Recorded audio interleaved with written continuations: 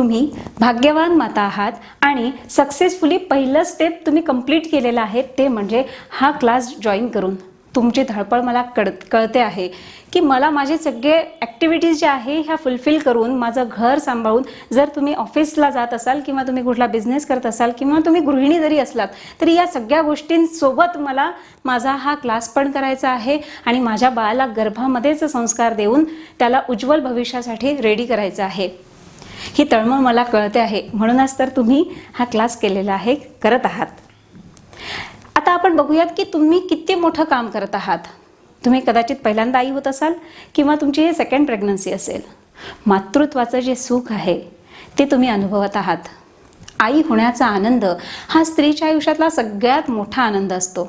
एक स्त्री ती खूप मोठी झाली, तिने खूप पैसा कमवला, तिचा सगळीकडे मान सन्मान आहे आणि ती जर आई होण्यास अपात्र असेल तर तो आई न होण्याचं दुःख एकीकडे आणि हे सगळ्या गोष्टींचं सुख एकीकडे असतं. हे कितीही मोठं सुख असलं तरी त्या आई न होण्याच्या दुःखापेक्षा ते दुःख खूप मोठं असतं. आणि बघा, तुम्हाला हे सुख प्राप्त झालेलं आहे, तुम्हाला हा आनंद प्राप्त झाला आहे मातृत्वाचा.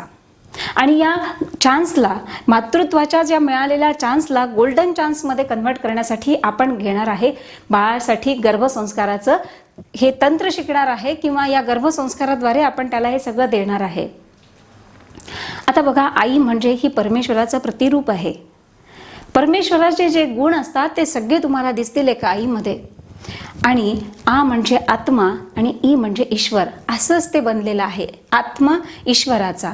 आणि म्हणूनच आईची कीर्ती आपण बघतो. आईसाठी आपण बरेचसे लेख तुम्ही वाचले असाल किंवा तिची महती तुम्हाला माहिती असेल आणि आता तुम्ही ते अनुभवणार आहात. इनफॅक्ट तुम्ही ते अनुभवणं सुरू केलेलं आहे.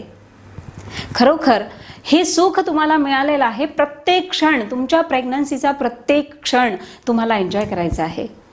मी माझ्या आणखी एका यूट्यूबमध्ये माझ्या भरपूरसे व्हिडिओज आहेत, त्याच्यामध्ये एक व्हिडिओ मी आणखी दिलेला आहे की प्रेग्नन्सी एन्जॉय कशी करायची, सोबत तुम्ही तो पण बघून घ्याल.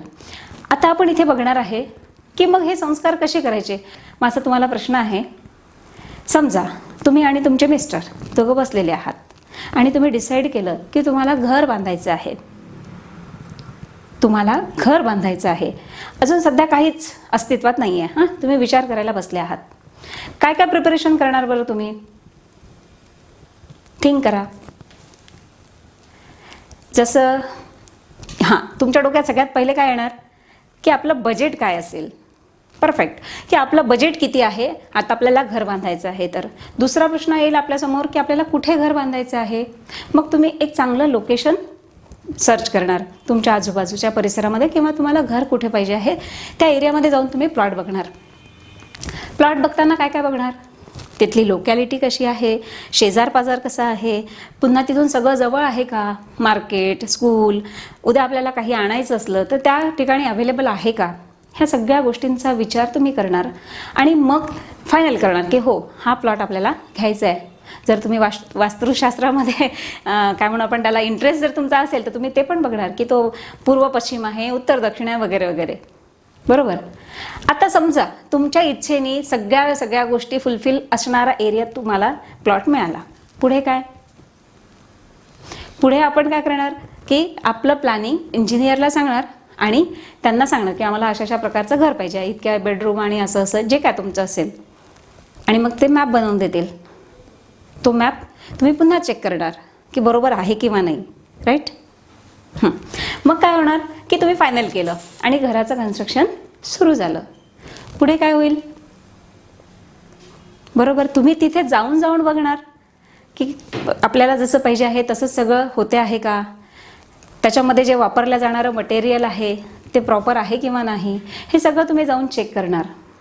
असं करत करत करत तुमचं घराचं कन्स्ट्रक्शन समजा कंप्लीट झालं आहे. पुढे काय करणार? पुढे आपण त्याला डेकोरेट करणार, इंटेरियर डिझायनरला अपॉइंट करणार किंवा आपल्या इच्छेने, आपल्या पसंतीने आपल्या घराला सजवणार.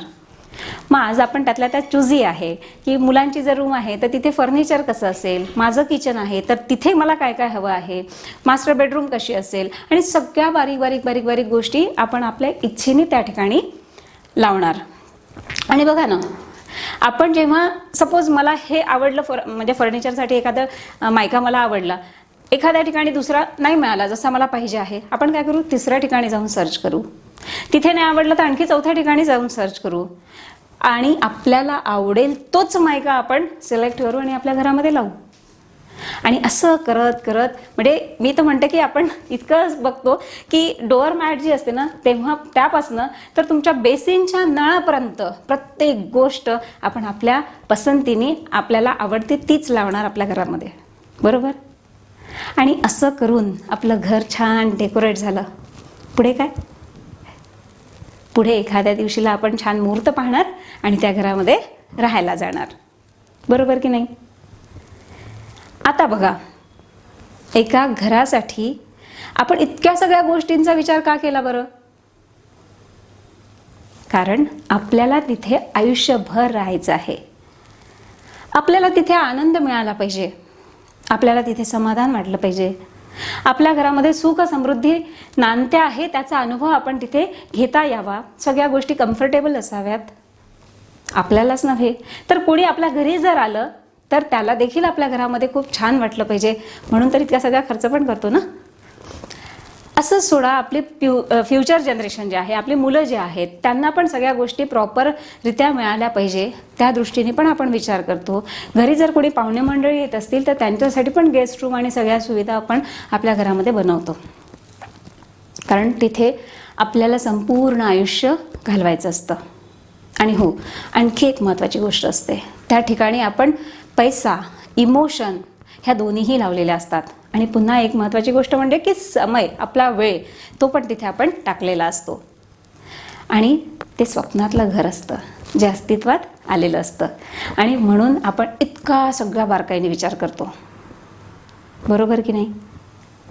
मग आता मला सांगा, एका घरासाठी जे की निर्जीव आहे त्यासाठी आपण इतका बारकाईने विचार करतो. तुम्ही आता तुमच्या बाळाविषयी 2 मिनिटं, आता हेच उदाहरण आपण बाळाला अप्लाय करू, या बाळाविषयी किती विचार केला बरं? आणि केला असेल तरी इतका डीप केला का? 1 मिनिट विचार करा बरं, खरंच तुम्ही असं बसून प्लॅन केलं का की मला माझं बाळ कसं हवं आहे? केला असेल तर वेल अँड गुड, आणि नसेल केला तर हीच ती वेळ आहे. आता आपल्याला आपल्या बाळाचा विचार करायचा आहे. बघा ना, ते घर निर्जीव आहे आणि इतक्या सगळ्या गोष्टींनी आपण आपल्याला हवं तसं बनवलं आणि त्या ठिकाणी राहायला गेलो. राहायला गेल्यानंतर जर तुम्हाला तिथे नाही आवडलं, तुम्ही म्हणाल की नाही इथे ती मजा नाही येत आहे, तुमच्याकडे चान्स आहे ते घर विकण्याचा आणि नवीन घर घेण्याचा. मला सांगा, इथे बाळासाठी तो चान्स आहे का? 9 महिन्यामध्ये जसं तुमचं बाळ घडलं तसंच तुम्हाला स्वीकारायचं आहे डिलिव्हरी नंतर. मग तुम्ही असं नाही म्हणू शकत हे जास्त रडकं आहे, हे मला नको, हे चिडचिडं बाळ आहे, हे नको, दुसरं पाहिजे, असं म्हणू शकता का? नाही. मग किती महत्त्वाचं आहे हे बघा.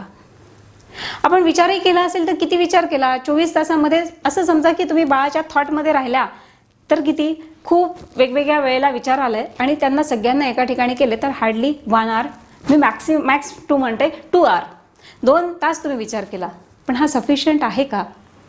जर या 9 महिन्यामध्ये तुम्ही जे देत आहात ते बाळापर्यंत पोचते आहे आणि तो ही शिदोरी घेऊन त्याचं 90 वर्षाचं आयुष्य घालवणार जर असेल तर हे 2 तासाचं आपण जे त्याच्यासाठी थिंकिंग करतो आहे हे सफिशियंट आहे का?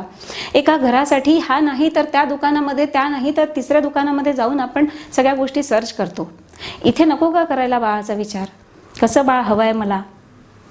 खरंच त्याचे डोळे कसे असतील, तो कसा असेल, रंगाने कसा असेल, हा विचार करायला नको का? हो, निश्चितच करायला हवा. कारण त्याच्याशी पूर्ण आपण आपलं आयुष्य अटॅच केलेलं आहे. हे व्रत फक्त 9 महिन्याचंच नाही आहे, हे आईच्या आणि वडिलांच्या शेवटच्या क्षणापर्यंत मुलं हे त्यांचे प्रेमळ असतात, त्यांच्या जवळ असतात. मुलगा कितीही मोठा झाला तरी आईचा तो बाळच असतो. आणि हे इतकं मोठं व्रत जर आपण आता आपल्या हाती घेतलं आहे तर तुम्हाला एक आनंदाची बातमी सांगते, हे 9 महिने यासाठी खूप महत्त्वाचे आहेत की जेव्हा तुम्ही त्याला पूर्णपणे सगळं देऊ शकता, मग मात्र तो त्याचं लाईफ स्वतः सुरू करणार आहे. आणि म्हणूनच आता पहिलं होमवर्क जे तुम्हाला मी देणार आहे ते म्हणजे तुम्हाला लिहून काढायचं आहे की माझं बाळ कसं असेल. हो, माझं बाळ कसं असेल हे डीप तुम्हाला थिंक करायचं आहे. आणि फक्त थिंकिंगमध्ये न ठेवता त्याला लिहून काढायचं आहे. माझं वर्कबुक मी तुम्हाला दिलेलं आहे. त्या वर्कबुकमध्ये डे 1 वर तुम्हाला दिसेल की माझं बाळ कसं आहे आणि स्पेस प्रोव्हाइड केलेली आहे. ते सगळं लिहायला तुम्ही पूर्ण डिटेल त्याच्यामध्ये लिहायचं आहे. मग काय काय लिहिणार तर बाळ फिजिकली कसा असेल, बाळ मेंटली कसा असेल आणि बाळ सोशली कसा असेल, ह्या तीनही गोष्टी त्याच्यामध्ये लिहायच्या आहे. पुन्हा इथे शॉर्टकट नाही मारायचा, 1 2 3 4 असं नाही करायचं. मग कसं तर जसं आपण निबंध लिहितो ना तशा पद्धतीने. आता फिजिकली कसा असेल तर त्यामध्ये लिहा की माझ्या बाळाचे डोळे पाणीदार काळेशार जसे तुम्हाला हवे आहेत तसे असतील. माझ्या बाळाचे केस मुलायम सिल्की लॉंग किंवा आपण ज्याला म्हणू की काळेभोर असे असतील. त्याचे लिप्स पिंकी असतील. त्याच्या आयब्रोज कोरीव असतील. तो देखणा असेल. तो किंवा ती आपण बघा लिहिताना बाळ म्हणणार आहे.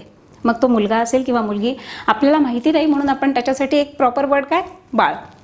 आणि तसंही बघा ना की मुलगा असला तरी आपल्याला त्याच क्वालिटीज पाहिजे आहेत आणि मुलगी असेल तरीही आपल्याला त्याच क्वालिटीज पाहिजे आहेत. फक्त एक छोटासा डिफरन्स असतो आणि तो म्हणजे काय की जर मुलगा असेल तर तो हँडसम असला पाहिजे, शरीराने धष्टपुष्ट असला पाहिजे. आणि जर ती मुलगी असेल तर ती सुंदर नाजूक अशी असली पाहिजे.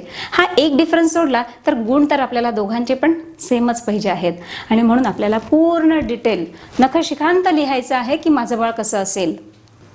त्याचप्रमाणे तिसरं की माझं बाळ सोशली कसं असेल. जेव्हा माझं बाळ समाजामध्ये जातो आहे त्यावेळेला लोक त्याच्याकडे कशा म्हणून बघतील, त्याच्यामध्ये काय लिडरशिप क्वालिटीज असतील, तुम्हाला कोणत्या हव्या आहेत त्या सगळ्या. म्हणजे तो चांगला आपलं म्हणणं दुसऱ्याला चांगल्या पद्धतीने समजून सांगणारा असेल, दुसऱ्याचं तितकंच लिसन करणारा पण असेल, त्याचं व्यक्तिमत्व अष्टपैलू असं असेल. असं आणि असं बरंच काही जे तुम्हाला तुमच्या बाळामध्ये हवं आहे हे तुम्हाला लिहून काढायचं आहे. आणि हे मी लिहिण्यासाठी काय सांगते का सांगत आहे लिहायला, कारण फक्त जर हा विचार तुम्ही केला तर तुम्हाला तो पूर्णपणे आठवणार नाही. आज तुम्ही विचार केला 3 दिवसानंतर मी विचारलं तर तुम्ही 10 गोष्टी जर आज लिहिलेल्या असतील तर त्या 10 पैकी फक्त 7 किंवा 5च तुम्हाला आठवतील. मी तुम्हाला महिन्यानंतर किंवा 2 महिन्यानंतर विचारला तर 2च गोष्टी आठवतील. आणि मी जर तुम्हाला 9 महिन्यानंतर विचारला तर तुम्हाला एकच गोष्ट आठवेल की मी काहीतरी चांगलं केलं होतं. पण तेच जर तुम्ही लिहून काढलेलं आहे आणि हे जे मी तुम्हाला वर्कबुक दिलं हे सांभाळून जर तुम्ही ठेवलं तर बघा किती दिवस परमनंट राहील. तुमच्या गर्भातलं बाळ मोठं होऊन जेव्हा वाचणं लिहिणं शिकेल तेव्हापर्यंत तुमच्याजवळ ते राहील. आणि तुम्ही म्हणाल की बघ बेटा मी तुझ्यासाठी काय लिहिलं होतं, तू गर्भामध्ये होता तेव्हा मला असं असं एक्सपेक्ट होतं की माझं बाळ मला असं हवं आहे. आणि माझ्या बोलण्यावरती तुमचा कितपत विश्वास बसेल आय डोंट नो, पण हा माझ्या आणि माझ्या बऱ्याचशा पार्टिसिपंट्सचा एक्सपिरियन्स आहे की त्यांनी जे लिहिलं त्यांचं बाळ तसंच्या तसं त्यांना मिळालं. आणि म्हणून तुम्हाला सांगते की असं समजा तुमच्यासमोर तुम्ही ज्या ईश्वराला मानता तो परमेश्वर तुमच्या समोर उभा आहे आणि तुम्ही जेव्हा लिहत आहे तो फक्त म्हणतोय तथास्तु तथास्तु. आणि तुम्ही तुमच्या बाळाचं क्रिएशन करत आहात जसं तुम्हाला हवं आहे. चला तर मग आजचं जे होमवर्क आहे ते याच पद्धतीने तुम्हाला लिहायचं आहे माझं बाळ कसं असेल.